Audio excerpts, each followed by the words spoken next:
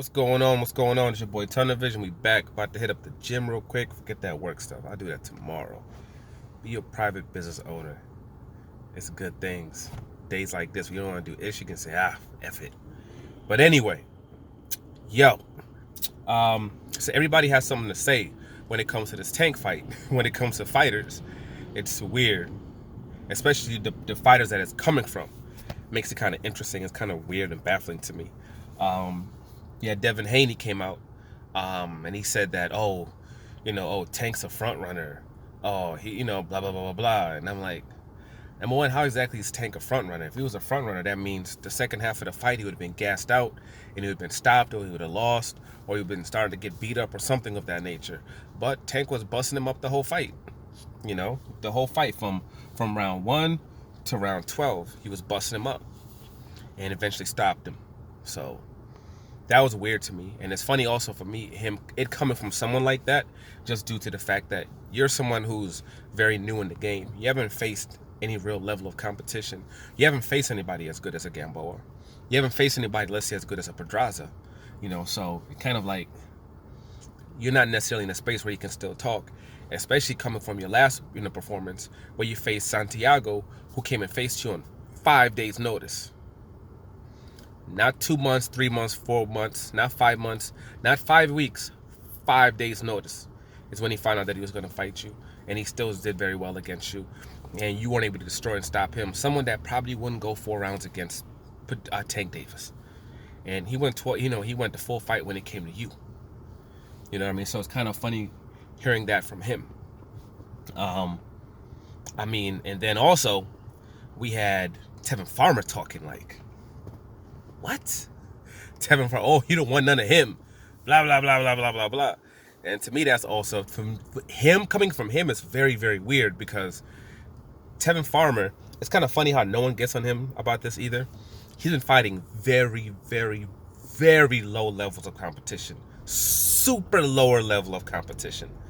He's been facing a lot of guys, like, let's be honest, go into his resume, see all the guys that he's been facing.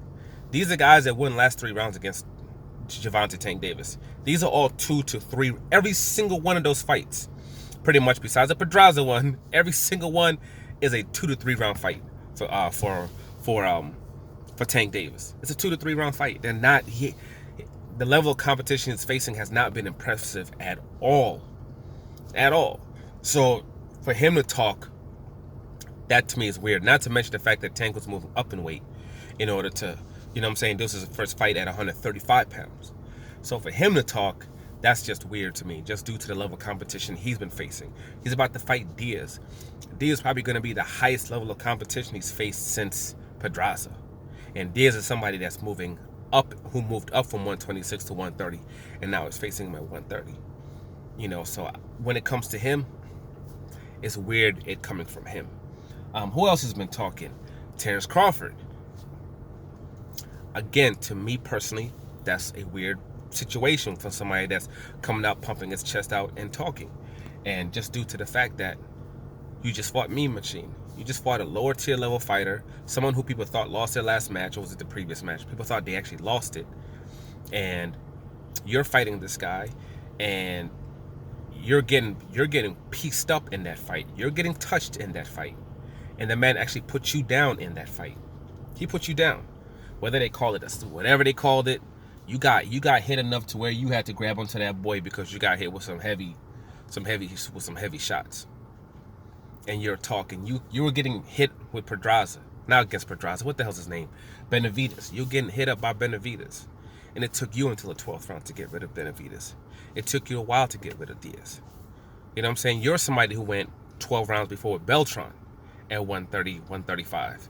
You're somebody that went 12 rounds against Ricky Burns at 135. Go to Terrence Crawford's resume and see some of the guys that he's gone 12 rounds with at 135 pounds. There's a couple other guys. I don't remember right now. I'm not going to look right now.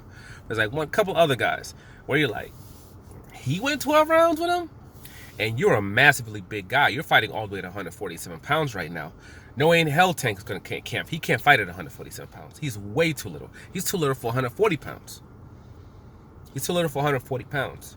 Yet, you went 12 rounds against a whole bunch of those dudes, bunch of guys that, and those same exact guys, people wouldn't see them as any real competition for Tank if Tank was taking on them.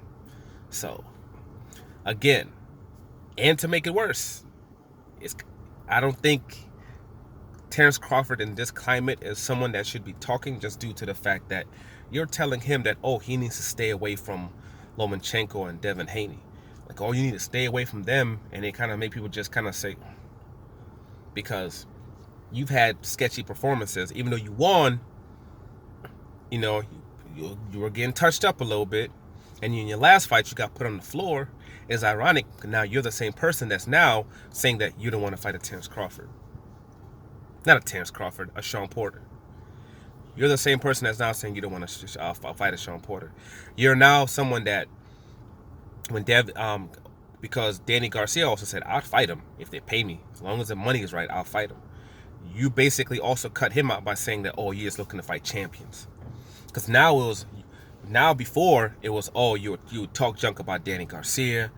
You talk all types of trash about him. But now, even when before Manny Pacquiao had the real belt, and he had a secondary belt, and Keith Thurman had the belt, you still were calling out Manny Pacquiao, and you still wanted to fight Manny Pacquiao. You fought a whole lot of guys that weren't champions. A whole lot of guys. From Amir Khan, that wasn't a mandatory. You fought Benavidez. I don't believe that was a mandatory. You just fought Mean Machine. That was your mandatory.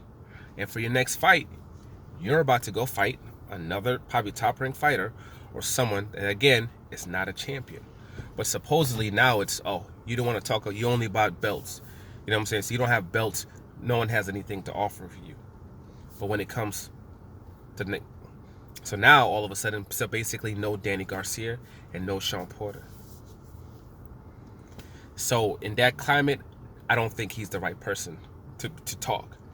And then you also have somebody like Paulie Malignaggi. Malignaggi with all the crap that he talks during the fight. Oh, you know, Gamboa is a shell of himself. He's a shell of himself. He's a shell of himself. You know, if he had more energy, if he was younger, you know, he would have been able to do some things and make this fight more interesting. I have to call BS on that. Paulie Malignaggi in the last little bit, he's been a little bit weird. It's been a little bit weird. And when it comes to him, you know, I know what he would have been saying. We'll keep that for another video, though. Like, subscribe, share. I'm out.